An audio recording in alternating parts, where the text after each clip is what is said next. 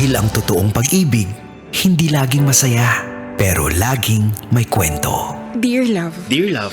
Dear Love. Dear Love. Dear Love. Sa Love Radio. Kahit bugbugin mo pa ako ngayon, di magbabago yung katotohanan ng manya ka pa rin, kuya. Kung di ka titigil, ako na mismo magsasabi kay Mia na mga ginagawa mo. Tignan ko lang kung di ka kasuhan nun. Subukan mo! Hindi lang yan ang mapapala mo sa akin! Hindi ako natatakot sa'yo, kuya. Sasabihin ko kay Mia yung totoo para umalis sa siya rito. Hindi ko ahayaan na may isang inosenteng babae yung masisexualize ng isang tulad mo.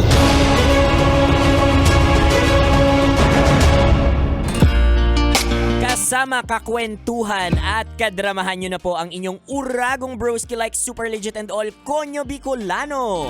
Para sa paborito ninyong dramahan mula Lunes hanggang Biyernes. Kabisyo, ito po ang Dear Love.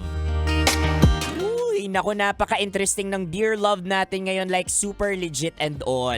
Kaya shout out sa mga tropa mong manyakis dyan.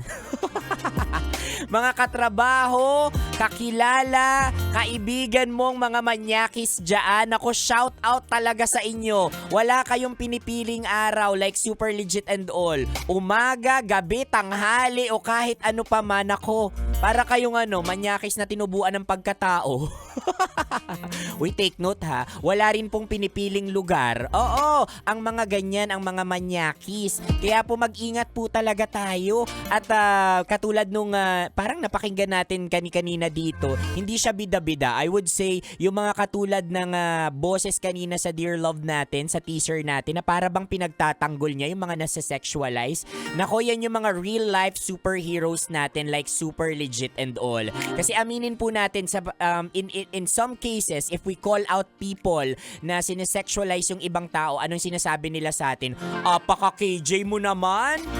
Para namang grabe ka naman, ang OA mo naman mag-react. Para ito lang eh. Oh, 'di ba? Hindi natin maitatago na kapag walang consent or kapag napapahiya na o kumbaga nilalampasan na natin yung border ng isang tao, yung borderline ng isang tao, ay naku, pambabastos na po yan at hindi natin yan kailanman maitatama pa.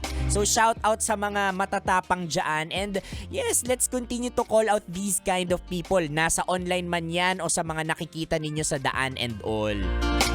Naintindihan ko may mga internal jokes tayo, no, as friends, yan. Pero kapag ginawa mo yan sa ibang tao, talagang tingin sa'yo niyan, manyakis talaga. 'Di ba? Ay naku, kabisyo, kahit nga sa mga pampublikong sasakyan, napakarami pong ganyan. At hindi lang mga babae ang nabibiktima ngayon yan, 'di ba? Aminin po natin yan, may mga lalaki din dyan. Oo. At yung mga miyembro din ng LGBT natin. So, if we call out people, kasi lagi kapag napapakinggan natin yung salitang call out, laging dapat palaban ka, nagiinit yung ulo mo. Hindi naman ganun eh. When we call out people, di ba ibig sabihin naman nun, concern tayo sa paligid natin. Not necessarily kailangan mong sumigaw and all. Ay nako, pero mukhang ang Dear Love natin ngayon ay para sa kakilala mong manyakis. May kilala ka bang ganyan? Tingin ka sa kaliwa mo. Siya na ba yun? Sa kanan mo, sa harap mo, baka siya na yung manyakis. O baka naman ikaw. Ay nako mga kabisyo, kaya samahan niyo po akong buuhin ang Dear Love na yan sa aking pagbabalik. You heard it right mga kabisyo, mapapakinggan natin yan na nationwide at itatawid natin yan sa TikTok, YouTube at Facebook Live ng Love Radio Manila. Kaya make sure you make tutok lang, online man yan or off-air. Kasama niyo pa rin po ako, ang inyong uragong broski like super legit and all Konyo Bicolano. Para sa paborito ninyong dramahan mula Lunes hanggang Biyernes. Kabisyo, ito po ang Dear Love.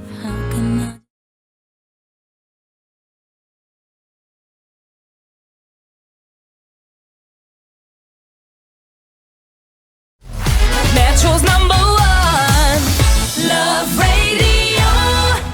Basic!